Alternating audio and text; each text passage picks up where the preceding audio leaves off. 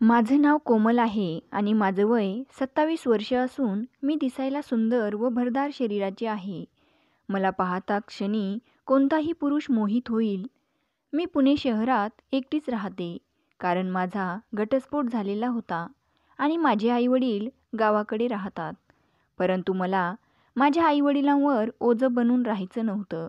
त्यामुळे मी पुणे शहरात एका भाड्याच्या खोलीत राहत होते आणि लोकांच्या घरी स्वयंपाक बनवण्याचं काम करत होते व स्वतःचं जीवन जगते.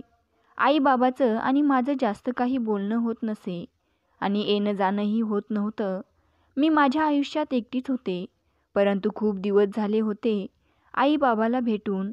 त्यामुळे मी त्यांच्या भेटीसाठी गावी जाण्याचा विचार केला. मी गावी जाण्यासाठी रेल्वेचं तिकीट बुक केलं आणि रात्री 8 वाजता मी बॅग पॅक करून रेल्वे स्टेशनला जाऊन रेल्वेची वाट पाहत थांबले. थोड्या वेळाने रेल्वे आली आणि मी त्या रेल्वेमध्ये चढले. माझी वरची सीट बुक होती म्हणून मी चढून वरच्या सीटवर गेले. अजून तिथे कोणीही आले नव्हते. मी शांतपणे सीटवर बसून मोबाईल पाहत होते. मग रेल्वे चालू झाली आणि रेल्वे पुढे जाणार तेवढ्यात एक 28-29 वर्षाचा तरुण माझ्या बाजूच्या सीटवर येऊन बसला. तो कानामध्ये हेडफोन घालून मोबाईलमध्ये काहीतरी पाहत होता आणि तो तरुण दिसायला खूप स्मार्ट व धष्टपुष्ट शरीराचा होता. रेल्वे सुरू झाली आणि मी माझा मोबाईल पाहत बसले. थोड्या वेळाने रेल्वे पुढे एका स्टेशनवर थांबली. तेव्हा माझी चिप्स खायची इच्छा झाली म्हणून मी चिप्सवाल्या काकाला हाक मारू लागले, पण त्यांच्यापर्यंत माझा आवाज गेला नाही. मग माझ्या बाजूला बसलेला तो तरुण म्हणाला, तुम्हाला काही अडचण नसेल तर मी तुमच्यासाठी चिप्स घेऊन येऊ का? मी म्हणाले, हो चालेल. मग तो खाली उतरून गेला आणि माझ्यासाठी चिप्स घेऊन आला. मग आम्ही दोघांनी मिळून चिप्स खाल्ले. त्यानंतर आमच्या दोघांच्या गप्पा चालू झाल्या. मी त्याला विचारलं, तुझं नाव काय? तो म्हणाला, माझं नाव विशाल आहे. मग मी त्याला विचारले, तू सध्या काय करतो? तेव्हा तो म्हणाला, मी पुण्यात एका कंपनीत सुपरवायझर आहे. मी त्याला विचारलं, तुझं लग्न झालं आहे का? तो म्हणाला, नाही, आता लग्न ठरवायलाच गावाकडे जात आहे. माझ्या आईवडिलांनी मला मुलगी बघण्यासाठी गावाकडे बोलवलं आहे. मग तो मला म्हणाला, तुमचं नाव काय? मी म्हणाले, कोमल. गप्पा मारता मारता मला झोप लागली आणि काही वेळाने मला अचानक जाग आली. तेव्हा मी बघितलं की विशाल माझ्याकडे एकटक नजरेने पाहत होता. मी त्याला म्हणाले, काय झालं विशाल? तू माझ्याकडे असं का बघतोस? तेव्हा विशाल स्मित हास्य करून म्हणाला, काही नाही. असं म्हणून तो माझ्याकडे पाठ फिरवून झोपला. मीही झोपले. थोड्या वेळ झाला की तो हळूहळू माझ्याकडे सरकू लागला आणि त्याचा स्पर्श मला होऊ लागला. मी त्याला उठवले आणि म्हणाले, विशाल, तू पलीकडे सरकून झोप. मला स्पर्श करू नको. तो म्हणाला, मी स्वतःहून सरकत नाही. मी खाली पडलो तर?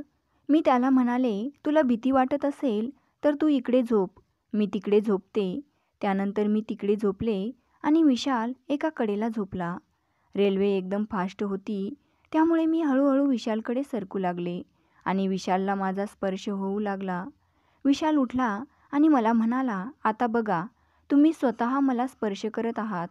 मी त्याला म्हणाले, सॉरी विशाल, मी आपोआपच तुझ्याकडे सरकत आहे. विशाल म्हणाला, माझ्यासोबत पण असं झालं होतं. मी स्वतःहून तुम्हाला स्पर्श करत नव्हतो. मी विशालला म्हणाले, तू मला नावाने हाक मारू शकतो. त्यानंतर आम्ही दोघे झोपी गेलो. थोड्या वेळाने मी बघितलं की विशालचा हात माझ्या हातात होता आणि तो माझ्याकडे एकटक नजरेने बघत होता. मी त्याला म्हणाले, विशाल, हे काय करतो? तेव्हा तो म्हणाला, कोमल, तुला काही अडचण नसेल तर एक बोलू का?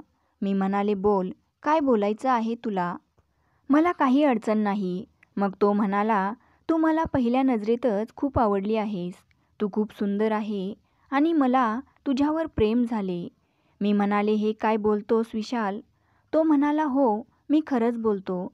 असं म्हणून तो माझ्या जवळ आला आणि मला हळूहळू स्पर्श करू लागला.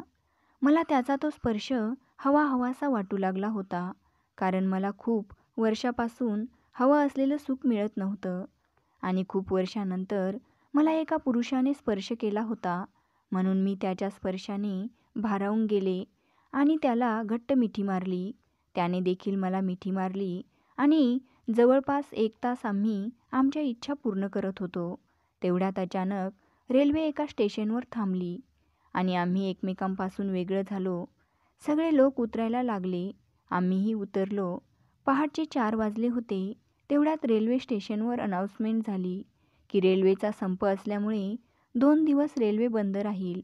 माझं गाव लांब होतं आणि सकाळ व्हायला खूप वेळ होता. म्हणून विशाल मला म्हणाला, माझं गाव इथून 2 किलोमीटर अंतरावर आहे. कोमल, तू आज माझ्या घरी चल. एवढ्या रात्री कुठे जाणार? मी विचार केला की बरोबर आहे. आज मी विशालच्या घरी जाते. जेव्हा रेल्वे सुरू होईल तेव्हा मी माझ्या घरी जाईन. मग मी त्याला हो म्हणाले आणि आम्ही रिक्षात बसून विशालच्या घरी जाऊ लागलो. तेव्हा मी त्याला विचारलं, विशाल, तुझ्या घरी कोण कोण आहे? तेव्हा विशाल म्हणाला, माझ्या घरी कोणी नाही. मी अनाथ आहे. मी तुला जे काही सांगितलं ते सर्व खोटं होतं. माझ्या आईबाबांचे मी लहान असतानाच एका अपघातात निधन झाले. तेव्हापासून मी एकटाच राहतो. त्याचे बोलणे ऐकून मी खूप खुश झाले. कारण रेल्वेत आमच्या दोघात जे काही झालं होतं त्यामुळे मी देखील त्याच्यावर प्रेम करू लागले होते आणि मला त्याच्यासोबत आनंद घ्यायचा होता. म्हणून मी त्याच्या घरी जात होते. तसंही मी एकटीच होते. थोड्याच वेळात विशालचं घर आलं आणि मी दरवाजातच उभी राहून विशालचाच विचार करू लागले. तेवढ्यात विशाल आला आणि माझा हात धरून मला म्हणाला, कोमल, इथेच उभी राहणार का? आत चल. मग मी आत गेले. तेव्हा विशाल मला म्हणाला, कोमल, तू फ्रेश हो, तोपर्यंत मी तुझ्यासाठी चहा बनवतो. मग मी बाथरूममध्ये जाऊन फ्रेश झाले आणि सोफ्यावर येऊन बसले. विशाल चहा घेऊन आला. आम्ही दोघांनी चहा घेतली आणि गप्पा मारत बसलो. तेव्हा विशालने मला विचारलं, कोमल, तुझ्या घरामध्ये कोण कोण असतं आणि तुझे मिस्टर काय काम करतात? मी त्याला म्हणाले, विशाल, मी पुणे शहरात एका भाड्याच्या खोलीत एकटीच राहते आणि लोकांच्या घरात स्वयंपाक करण्याचं काम करते. माझा आणि माझ्या नवऱ्याचा 2-3 वर्षापूर्वीच घटस्फोट झाला आहे. माझ्या नवऱ्याचं एका मुलीवर प्रेम होतं, पण त्याने त्याच्या आईवडिलांच्या म्हणण्यानुसार माझ्यासोबत लग्न केलं होतं. परंतु मी त्याला आवडत नव्हते, म्हणून तो मला हवं असलेलं सुख देत नव्हता आणि रोज मला मारहाण करायचा. त्यामुळे त्याच्या त्रासाला कंटाळून मी त्याला घटस्फोट दिला आणि एकटीच राहू लागले. माझे आईवडील गावाकडे राहतात आणि मी त्यांना भेटायला चालले आहे. विशाल मला म्हणाला, कोमल, तू तुझ्या आईबाबाकडे का नाही राहत? मी त्याला म्हणाले, जेव्हापासून माझ्या भावाचं लग्न झालं आणि माझी वहिनी आली तेव्हापासून मी माहेरी जात नाही. माझ्यामुळे आईबाबाला त्रास व्हायला नको म्हणून मी जास्त माहेरी जात नाही. परंतु मला आईबाबाची खूप आठवण येऊ लागली होती, म्हणून मी माझ्या गावी चालले होते. हे सर्व सांगत असताना मी रडू लागले. तेव्हा विशाल माझ्या जवळ आला आणि मला म्हणाला, कोमल, सॉरी, मला माहीत नव्हतं की तुझ्यासोबत एवढं सगळं घडलं असेल. मी म्हणाले, ठीक आहे. आम्ही गप्पा मारत असताना कधी सकाळ झाली कळालंच नाही. मग मी अंघोळ करायला गेले आणि विशाल हॉलमध्ये सोफ्यावर बसून TV पाहत होता. काही वेळाने मी अंघोळ करून आले आणि स्वयंपाकघरात जाऊन जेवणाची तयारी करू लागले. परंतु मी विशालच्या घरात नवीन असल्यामुळे मला कुठे काय ठेवलेलं आहे ते माहीत नव्हतं. म्हणून मी विशालला स्वयंपाकघरात बोलवलं. तेव्हा विशाल स्वयंपाकघरात येऊन एकटक नजरेने माझ्याकडे बघतच राहिला आणि हळूहळू माझ्याजवळ येऊन मला घट्ट मिठी मारली आणि त्याच्या खोलीत घेऊन गेला. खोलीत गेल्यावर मी खोलीचा दरवाजा बंद केला आणि 3 ते 4 वेळा विशालसोबत आनंद घेतला. विशाल माझ्यावर प्रेमाचा वर्षाव करत होता आणि मी पण मनापासून त्याची साथ देत होते. काही वेळाने आम्ही दोघे शांत झालो. तेव्हा विशाल म्हणाला, कोमल, मी तुला एक बोलू का? मी म्हणाले, बोल ना. तो म्हणाला, मी अनाथ आहे आणि तू पण एकटीच आहेस आणि आपण दोघं एकमेकांवर प्रेम करतो. त्यामुळे जर तुझी इच्छा असेल तर आपण दोघं लग्न करू. कोमल, आता मी तुझ्याशिवाय राहू शकत नाही. आपण लग्न करून एकमेकांसोबत राहू शकतो. मी त्याचं बोलणं ऐकून खूप खुश झाले आणि विचार करू लागले की विशाल मला हवं असलेलं सगळं सुख देऊ शकतो. मी लगेच त्याला लग्नासाठी होकार दिला आणि दुसऱ्या दिवशी आम्ही लग्न केलं. असेही माझ्या घरच्यांना मी काय करते काय नाही त्यांना काहीही फरक पडत नव्हता.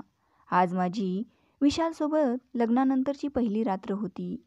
मी तयार होऊन खोलीत विशालची वाट पाहत होते. मग काही वेळानंतर विशाल माझ्यासाठी काहीतरी गिफ्ट घेऊन आला आणि माझ्याजवळ बेडवर येऊन बसला आणि मला म्हणाला, हे गिफ्ट खोल. मी ते गिफ्ट खोललं. त्या गिफ्टमध्ये सोन्याची अंगठी होती. त्याने ती अंगठी काढली आणि माझ्या बोटात घातली. मी खूप खुश झाले होते. तो म्हणाला, मी ही अंगठी माझ्या होणाऱ्या बायकोसाठी बनवली होती.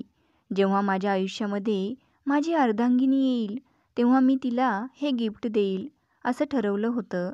आणि आता तू माझ्या आयुष्यात आली आहेस आणि या अंगठीवर तुझाच अधिकार आहे. मी म्हणाले, विशाल, मला एवढं सुंदर गिफ्ट आजपर्यंत कुणी दिलं नाही. तो मला म्हणाला, तुझं आयुष्य इथून पुढे मी खूप सुंदर बनवणार आहे. मग हळूहळू माझ्याजवळ आला आणि मला मिठीत घेऊन माझ्यासोबत आनंद घेऊ लागला. त्या रात्रीपासून आम्ही नवरा बायको रोज रात्री आमच्या इच्छा पूर्ण करू लागलो. काही दिवस असेच निघून गेले आणि एके दिवशी अचानक मला चक्कर आली. तेव्हा विशाल मला डॉक्टरांकडे घेऊन गेला.